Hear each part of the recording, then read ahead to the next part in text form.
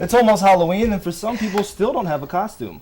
Updates. Josh Rotlenberg is here to tell us the top movie-themed Halloween costumes for this year. It's time to break out your pumpkins, costumes, and candy because Halloween is finally here. If you don't have a costume yet, GoArticles.com has ranked the top 5 movie-inspired costumes for 2010. Number 5 is Iron Man 2. The highest-grossing superhero movie of 2010 inspires some pretty cool ideas. Just don't reveal your identity till after Halloween. Coming in at number 4 is Toy Story 3.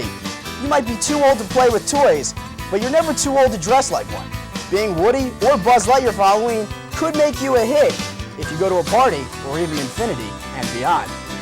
The number 3 costume-inspiring movie of 2010 is Avatar. Not only was Avatar the highest-grossing movie of all time, but it's also a very popular hit this Halloween.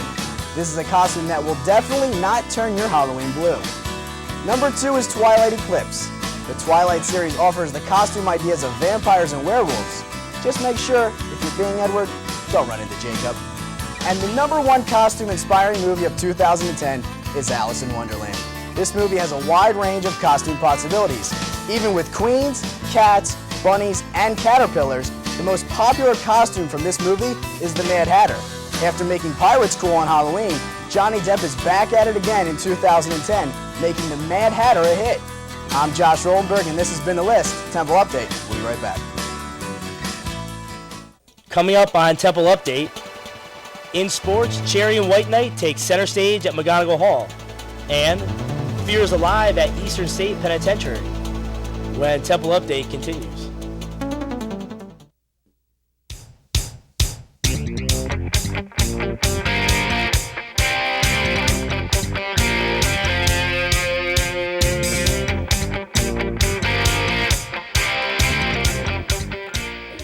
Hello and welcome to the Sports Desk. I'm Rudy Mezzi. Well, going into the weekend, the football team had 5 wins. They needed to beat Buffalo on the road to get their 6th and become bowl eligible for the 2nd straight year. Quarterback Mike Girardi hoped to be the one to get them there in his first career start as an Owl. And it was all Temple in this one. Hey, where's Paulie D when you need him? Because this one was a blowout.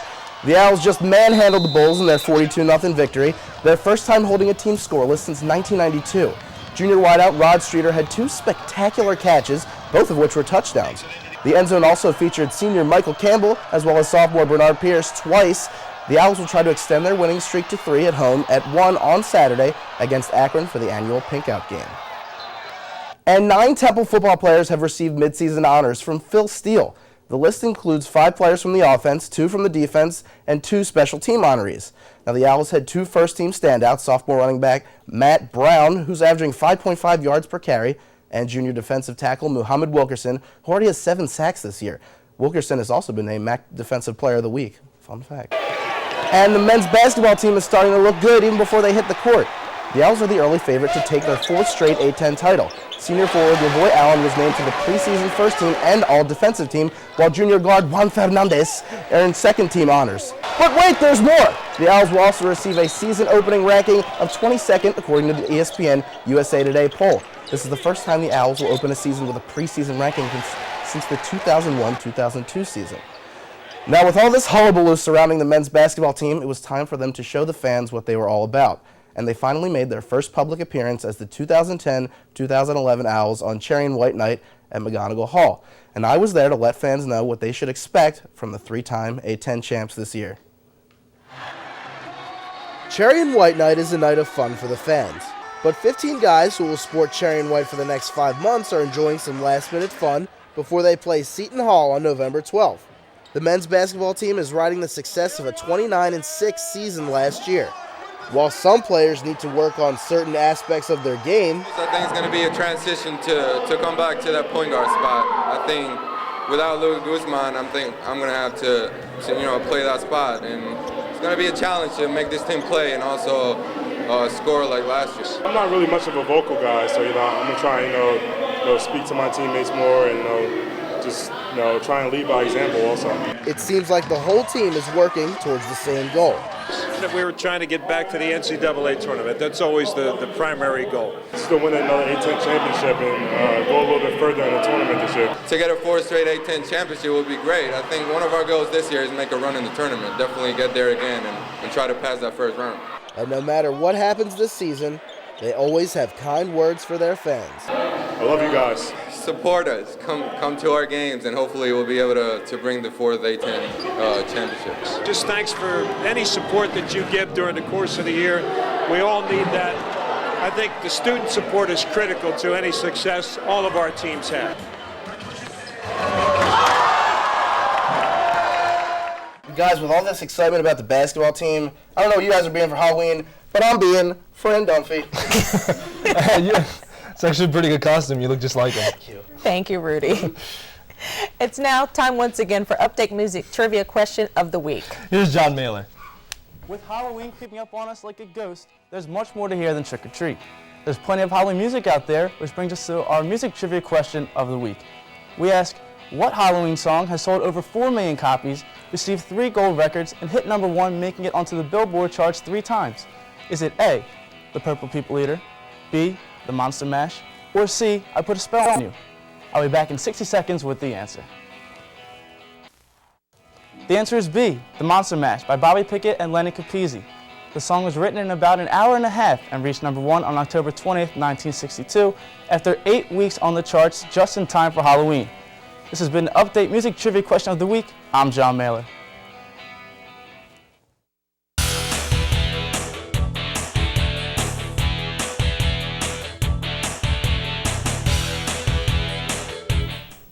And now with this week's entertainment report is Sean Gallagher. Sean, I hear you have some information about Stephen Colbert and what's his name project? Yeah, that's right. It's actually Jon Stewart. You got it, though.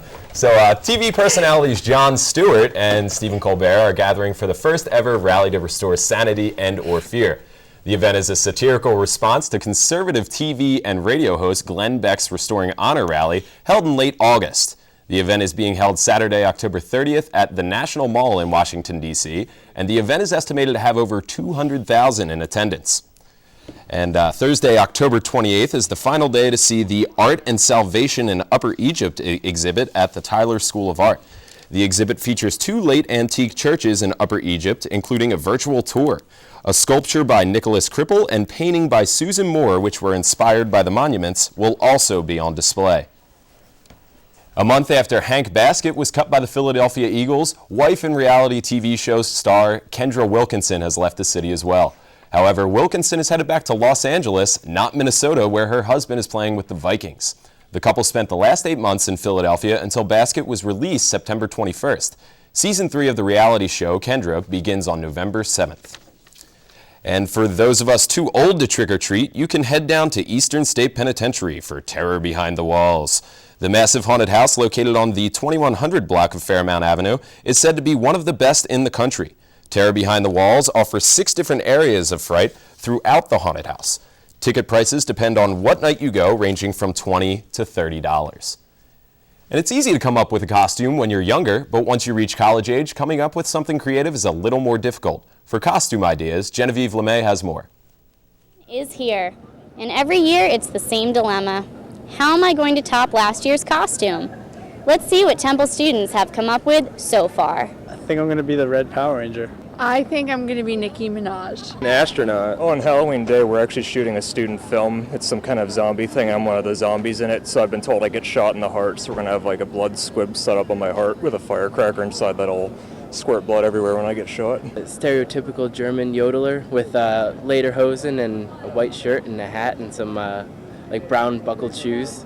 Just handmade stuff that I didn't have to spend too much money on. A girl. I'm going to be myself. I'm going to be a gingerbread cookie. I'm going to be a thief. I really want her to be Lil Wayne.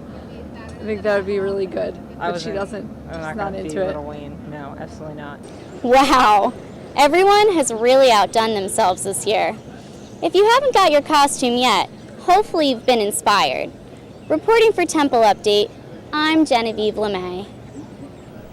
Those are some pretty good costumes, guys. I don't know what you're going to be, but I've been told I look like Kevin Bacon, so I think I'm going to Footloose this year.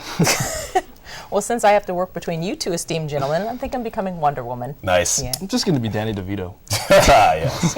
Thanks, Sean. You got it. A new iPhone app now makes catching a cab much easier. The app, called Uber Cab, allows users to request a car within 5 to 10 minutes with just the push of a button. Customers also don't have to worry about paying on the spot, as the app allows you to register a credit card to cover your ride. Users can also rate their driver before receiving their receipt in the mail. And it seems a chimpanzee was lost and loosed in downtown Kansas City. The chimp escaped its cage in the owner's truck and went on a rampage. The chimpanzee, named Suko, or Sue for short, slammed a trash can against a police car, kicked the windshield, and banged on houses, as well as trying to open doors and damage cars. The owner finally calmed down, and the chimp was cited for keeping a primate illegally in the city. One big NBA star made an interesting public appearance in Boston earlier this week. Boston Celtics Shaquille O'Neal posted as a statue in Harvard Square for whoever wanted to take pictures with him. Shaq sat down on a towel and remained still for dozens of people who came out to see him for the afternoon. It's almost Halloween, and that means candy, costume, and pumpkin carvings. 2 New York City artists have taken one Halloween tradition to a whole new level. The Maniac Pumpkin Carver Studio, based in Brooklyn, carves custom pumpkins for companies, parties, events, bars, and restaurants. The pumpkins range from $130 to $200 and are only available until November 1st. Well, that's all for this edition of Temple Update. Be sure to follow us on Twitter at twitter.com/Temple Update. For Josh Filomeno and the rest of the Update team, I'm Liza George. Thanks for watching. We'll see you next time.